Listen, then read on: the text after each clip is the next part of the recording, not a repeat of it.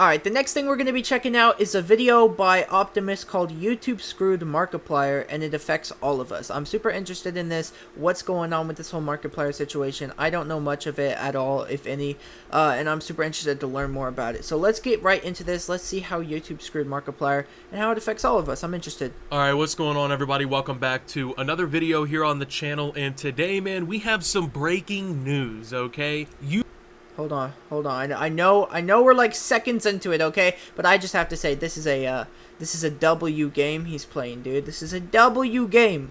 Video here on the channel, and today, man, we have some breaking news, okay? YouTube screwed up. This has never happened before in history. First time this has ever went down. Cannot believe we are here making a video talking about yet another YouTube flub. Oh wait, that never happened. So this is the first time, right? We've never gone through this before. Yeah, I wanted to start this video off with a little bit of a jokey joke because obviously this is like the 400th video probably criticizing YouTube for something. They mess up a lot. I will say that they do mess up a lot. A lot of the times their responses to messing up is very copy and paste. It's kind of like a bot almost in a way, you know what I mean? It's just like, it's one of those automated messages they send you to your email type of thing, you know what I'm saying? Because obviously this is like the 400th. Don't fire me, YouTube. I need this video probably criticizing YouTube for something. And trust me, it gets old. It really does. It gets old every single time that YouTube decides to screw something up, and we have to come here and talk about it and call this company out, especially when it's something like this. It's so easy to not screw up. Before we even get into the video, I want you guys to consider this. In order for YouTube to not screw up,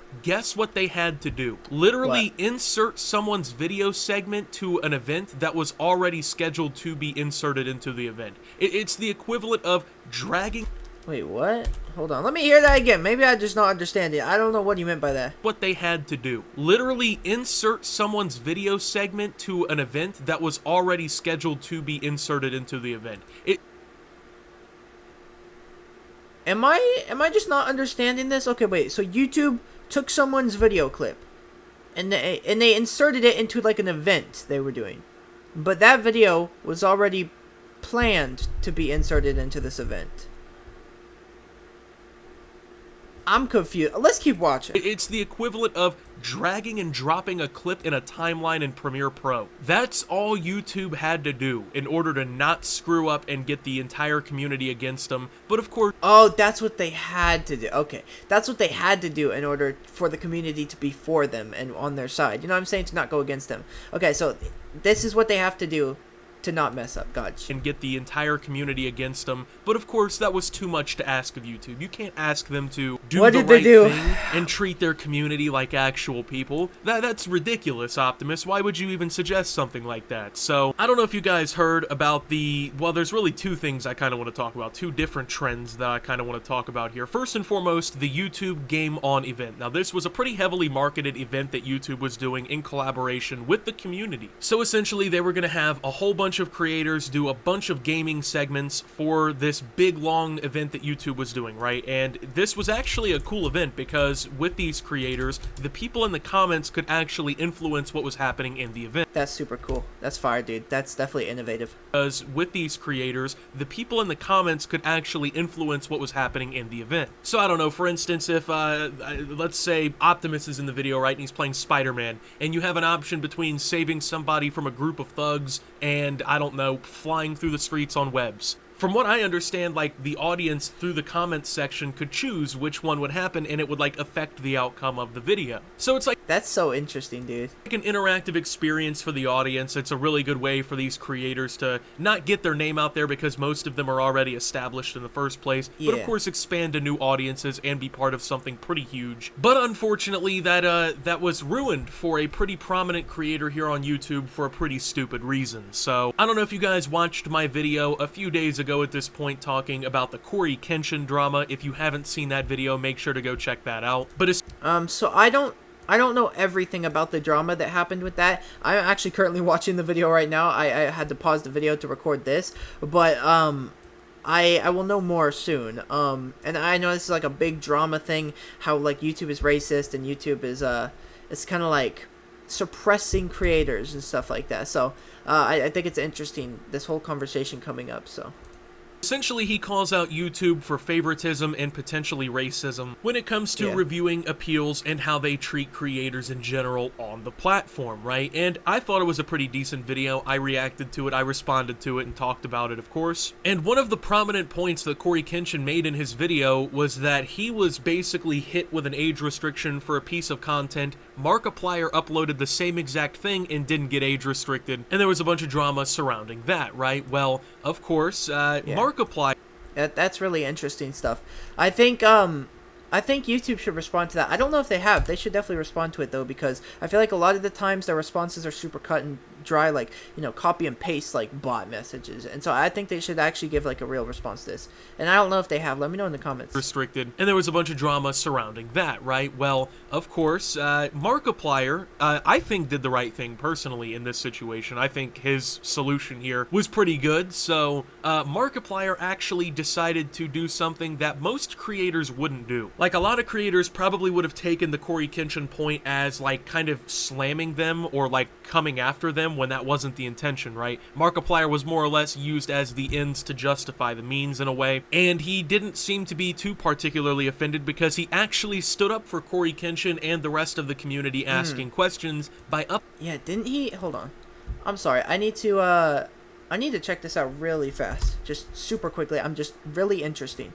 Okay, let me see here. So let's go to Markiplier's channel. Markiplier.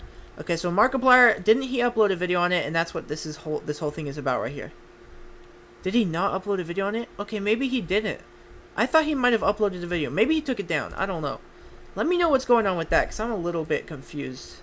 uploading a video called YouTube Try Not to Get Age Restricted Challenge, right? So this is an almost 40-minute video where he plays some pretty risque games and does some pretty risque stuff. Like, he's pretty much playing porn games, if we're being honest. At the very minimum, like, it should have probably been age restricted with everything that happened in the video, and that was the point, right? He wanted to see just how far he could push the limits. Well, as it stood for hours on YouTube, racking up millions of views, YouTube did not age restrict the video, which kind of proved Corey.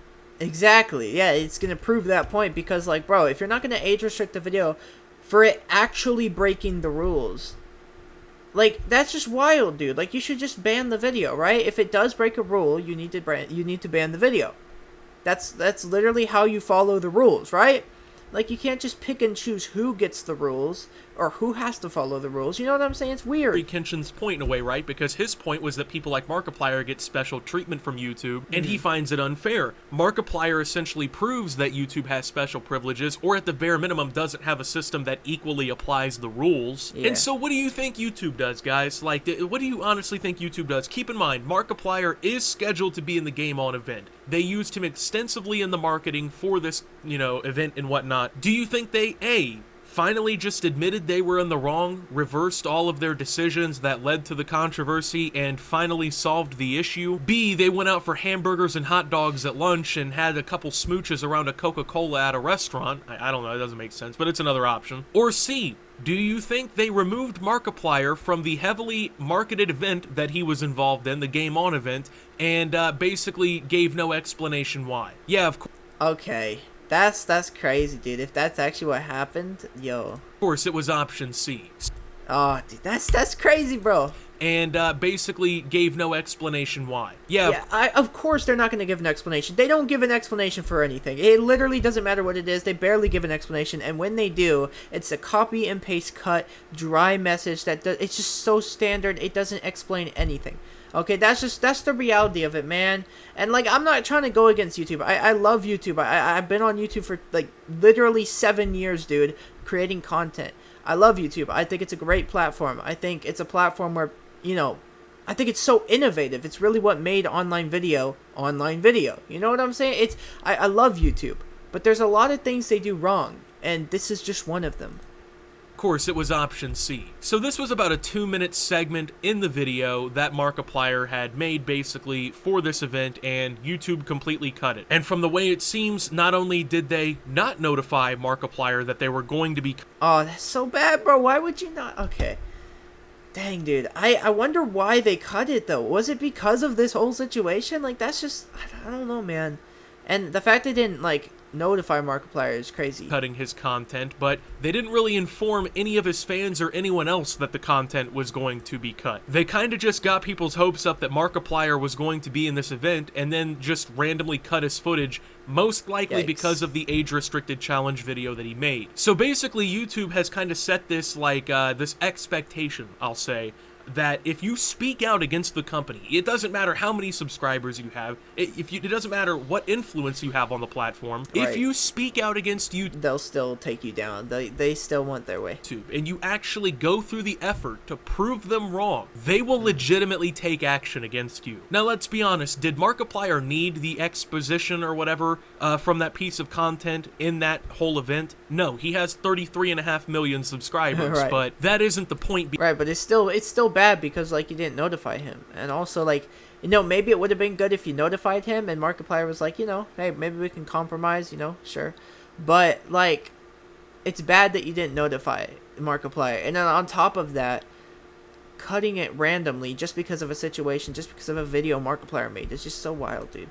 Being made here. It doesn't matter how badly he needed the exposure or anything.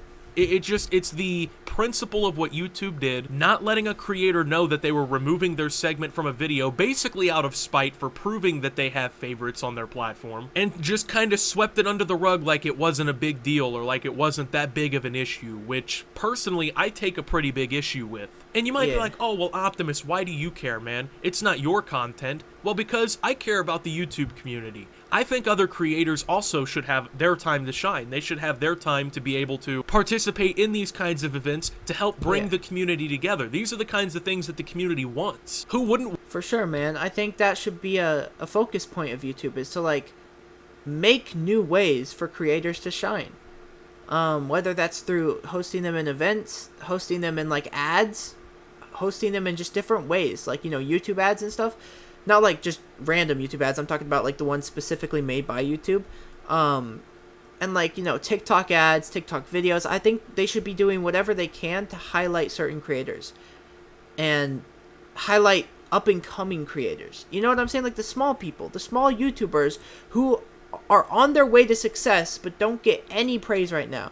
Like, I think YouTube should be shining a light on those people and helping their creators grow. Want to be part of a massive YouTube collaboration that's been heavily marketed by the platform. I'm pretty sure Markiplier probably wanted to be part of it, considering he made a piece of content for it that got cut. Yeah, YouTube cut it. Sure glad Lixian, Marcus, Rachel, Nervely, and I busted our asses to get the segment ready for the big Game On event just for it to be cut without warning. Yikes, bro. Yikes. That's true, though, man. That's straight up facts. That's crazy, dude. I'm sure Markiplier is very, very upset about this. Because, I mean, anyone would be, bro. Like, imagine working super hard to create this clip, and you create this clip, right, for this event, and the next day it gets cut, bro. Like, you know what I'm saying? The day of the event, it gets cut. No notification, no YouTube reaching out saying, hey, we're gonna cut this video, and here's why, and, you know, here's what we can do. None of that. They just straight up cut it. Like, that's gotta be so bad, bro. Like, all that time you spent on that. Fuck that, I'll put it on my channel tomorrow. And that he did. He did end up releasing the cut that was supposed to be in the YouTube Game On event to his YouTube channel. Is it out? Hold on. Let me see. Oh, here's the... Oh, wait, okay. This is the cut content. Oh, okay, we're going to watch that. We are going to watch that after this, maybe. Already has... I don't know. I may do a separate video for this, but it's only 1 minute, so I don't really want to. Millions of views, go figure. But it's just mind-blowing that YouTube screws up so badly, like so consistently. It feels like, especially in a situation like this, the answer's right there, man. It doesn't take a brain surgeon to figure out that this wasn't the right move. I feel like if you had like 4 able-bodied, like, not morons, basically, come together and talk about this, they would have come to the conclusion that... Bro. Dude, YouTube... some of their things they be doing, man, just don't make any sense at all, bro. Cutting his piece. And then some things are good. Like, don't get me wrong, some things are good, but, like, some things are just so funny, the content was fucking stupid. And then, in this example, this is not a funny situation. Like, it sucks, man. It sucks for Markiplier, dude. And the reason behind it couldn't be more transparent. Do you think it's a coincidence that YouTube only cut his segment of the video after he called them out in this fashion? And keep in mind, you know, a big thing a lot of us have always thought is like, if you're a big YouTuber like this, you get away with calling out YouTube. Those are the people that need to use their platform to call out YouTube because they're the ones who don't face consequences. But apparently that couldn't be further from the truth. I mean, once again, this is a guy with 33.5 million subscribers. Right. He has more subscribers than some countries have people altogether. You would think if anyone, YouTube would want to listen to this guy, right? But apparently not, folks, and it's because Markiplier stood up for the YouTube community. And he did the right thing. He stood up for people who have been calling this issue out and talking about it. So honestly, I just want to say I really appreciate Markiplier putting himself on the line like this and, you know, risking his participation in this event more or less to prove a point that people like Corey Kenshin have been calling out on the platform. A lot of you... For sure, man. Definitely. And I've been watching a lot of, like, you know, I think Markiplier recently went on Logan Paul's podcast, and he's doing many different podcasts, and he's answering questions and stuff, and he's been saying, like, I'm very privileged on YouTube compared to other creators, and I've been seeing him spread this message on podcasts and stuff, and I think it is definitely cool. I think it's really good that he's standing up for the YouTube as a whole and for the YouTube community, and it's great, man. It takes courage, and it takes bravery, because, like, putting yourself out there in front of YouTube, especially when you could lose your job from it, or you could lose a video, or you could get striked, or you could, you know, face consequences from it, I think it's really great.